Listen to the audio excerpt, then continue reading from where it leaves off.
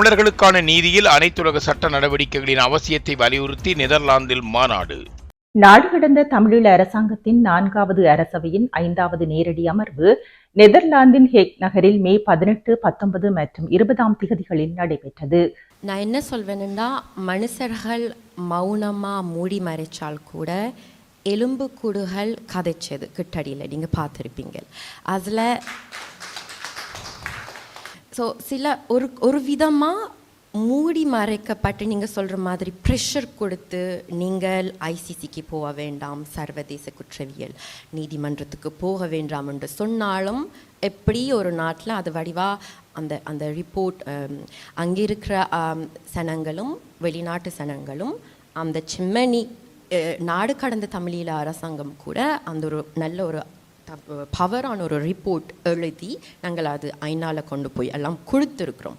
3 நாட்கள் நடைபெற்ற இந்த அமர்வில் அரசியல், மனித உரிமைகள், சர்வதேச நீதி மற்றும் தமிழீழத்தின் அரசியல் எதிர்காலம் தொடர்பான பல்வேறு கலந்துரையாடல்கள் இடம்பெற்றன.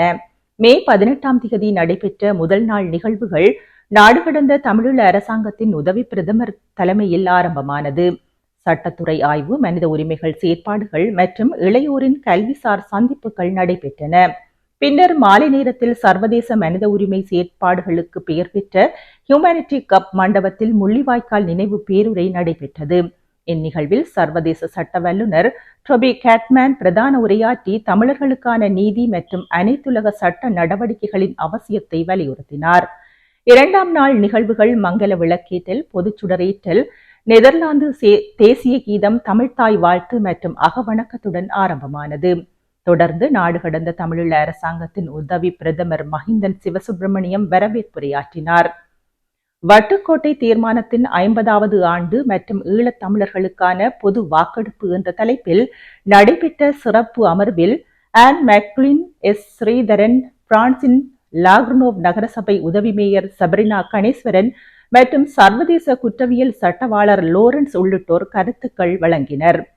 தமிழர்களின் அரசியல் உரிமைகள், தன்னாட்சிக்கான கோரிக்கை மற்றும் அனைத்துலக சமூகத்தின் பங்களிப்பு ஆகியவை இங்கு வலியுறுத்தப்பட்டன. மாலை அமர்வில் கீழ்ச்சபை மற்றும் மேல்சபை உறுப்பினர்கள் இணைந்து கலந்துரையாடல் நடாத்தினர். இதில் தமிழீழத்திற்கான அரசியல் யாப்பு வரைவு தொடர்பான ஆலோசனைகள் மற்றும் கருத்துக்கள் பரிமாறப்பட்டன. மே 20ஆம் திகதி நடைபெற்ற இறுதி நாள் நிகழ்வுகள் சர்வதேச நீதி தொடர்பான ஆவணப்பட திரையுடலுடன் ஆரம்பமானது. பிரான்சின் எம்மினம் இளையோர் அமைப்பின் முயற்சியில் 2 பிரெஞ்சு பெண் ஊடகவியலாளர்களால் தயாரிக்கப்பட்ட இந்த ஆவணப்படம் தமிழர்களின் நீதி போராட்டத்தை மையப்படுத்தியது. திரையிடலுக்கு பின்னர் ஆவணப்படத்தை தயாரித்த பிரெஞ்சு இளையோரும் எம்மினம் அமைப்பினரும் கலந்து கொண்ட நேர்காணல் இடம்பெற்றது. நெதர்லாந்து இளையோர் செயற்பாட்டாளர் லக்சனா யோன் இந்த கலந்துரையாடலை வழிநடாத்தினார். தொடர்ந்து அமைச்சர்களின் அறிக்கைகள் அவையில் சமர்ப்பிக்கப்பட்டு உறுப்பினர்களின் கேள்விகளுக்கு பதிலளிக்கப்பட்டன.